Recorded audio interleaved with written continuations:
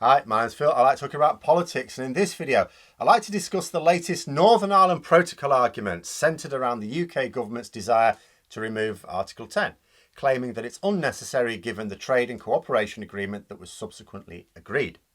But first, if you'd like to be notified of daily news and politics, please subscribe to the channel and click the bell notification icon. So, first of all, it looks like David Frost, the unelected Brexit minister who said that the Brexit deal he negotiated was a load of rubbish, appears to be shifting positions again. People have noticed that on his Twitter bio, he's added the words, "You don't get something for nothing. You can't have freedom for free." So that would be the end of the notion of Brexit being only sunlit uplands where the unicorns prance all day long then. We've officially transitioned from Brexit is going to be marvellous, only upsides, no downsides, to Brexit comes with a hefty cost attached to it. And if you don't like those costs, you shouldn't have asked us to do it, should you? And that's to say nothing of what freedoms precisely he thinks we've now got that's worth paying for. What freedoms have we got now? I haven't seen any. I've looked. But another shift in position seems to have come with the very existentialism of the protocol itself. See, Frost wants to remove Article 10 from the Northern Ireland Protocol. Highly technical provision governing state aid. It gives the EU a certain level of influence over our application of state aid where Northern Ireland could be affected. Obviously, goods that are moved from Britain to Northern Ireland run some risk of ending up in the EU's single market. The rules were created to ensure a level playing field to avoid the undercutting of EU businesses. So any goods that could end up in the EU have to be produced according to common rules.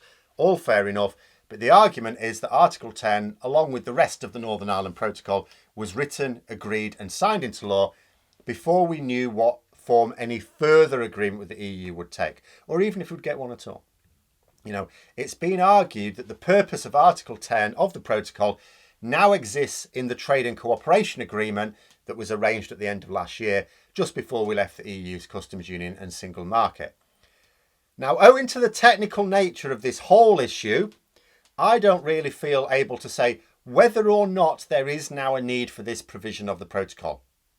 What I will say is this: the UK government are arguing that Article 10 is now redundant. So why make an issue out of getting rid of it? I can fully appreciate the notion that there were sections of the Northern Ireland Protocol which were included, which had to take account of all possible Brexit outcomes. From a close cooperative deal with the EU, which is never going to happen, to a complete no deal, which could have happened. It therefore makes sense that there will be some aspects of the protocol which wouldn't need to be included if we'd agreed the trade and cooperation agreement at the same time, or if it were all part of the same document. You wouldn't need to repeat it. What doesn't make a lot of sense is why you'd kick up such a fuss about removing something that you are arguing doesn't do anything. Just leave it. What harm is it doing? And if you believe it is having some impact, then it's not redundant, is it? There are reports that legal scrutiny by accepted experts on state aid laws, by the way, this isn't just getting some random Tory MP who happens to be a solicitor. Actual experts on state aid laws has concluded that the EU should seriously consider the UK's proposals for the removal of Article 10. I did note that their statement hinted at rather less legal support for the other changes that the government wanted. But I could be prepared to accept there is a legal argument for removing Article 10. But what's the political argument? Is it another smoke and mirrors job? Like, state aid rules really just exist to prevent a government pumping a load of public money into either an uncompetitive business in order to allow it to compete with an unfair advantage, or just, when it comes to Tory governments, a business that happens to donate a lot to your party. That's all it does. It just stops the state giving an unfair advantage to a company of its choice. Like earlier this year, in terms of that Tory corruption there, British Sugar took the government to court, claiming that they'd effectively subsidised the American sugar firm Tate and Lyle, who just so happened to be Conservative and Brexit supporting, by the way. So there's going to be a judicial review. Hasn't taken place yet, so there's been no judgment yet, so I don't know what the conclusion will be. But that is an example of why state aid rules exist. People who are against them tend to be against them because they wish to give certain companies an unfair advantage with our money, our taxpayer money. There have been numerous arguments about why we should leave the EU based on state aid arguments alone on both the left and the right of politics. Brexiteers and Lexiteers have both argued for this. But here's the thing. Whenever they've ever given a concrete example of what they'd like to do without EU state aid rules, it always turns out to be something that they could have done in the EU anyway. But let's say this Article 10 is redundant. Let's say it's no big deal for the EU to agree to its removal, and let's say this is what happens. Will the Brexit media, like the Express and the Mail and so on, present this as now redundant provision removed, and there was much cheering amongst the technocrats, but you know what, makes no difference to you or I? No. It will be presented as another David and Goliath battle won against the EU. How David Frost beat them down and forced them to remove this deeply divisive article. Just you watch, he'll have the entire protocol gone by Christmas. He's taken it piece by piece. That's how it will be presented.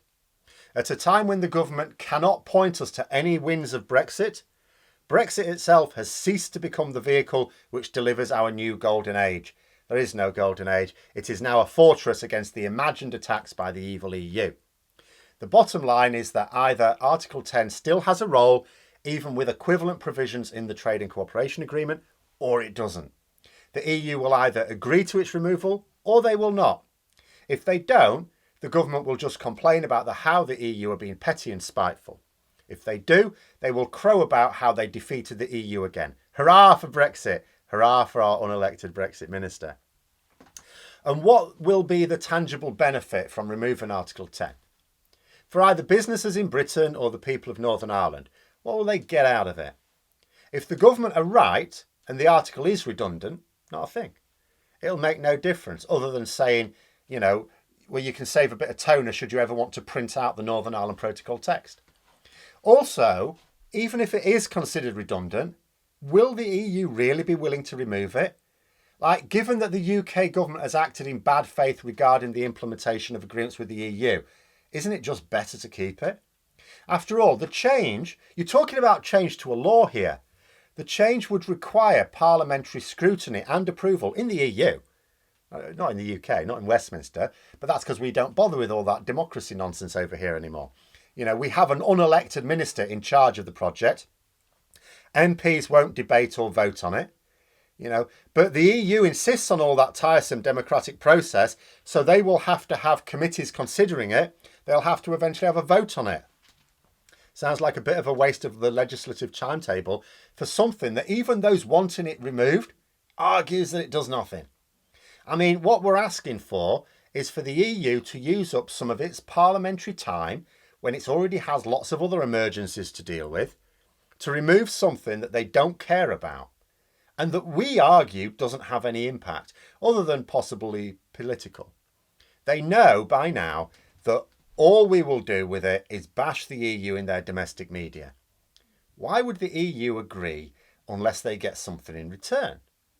And what will we offer in return for this tedious request? What do we have to offer?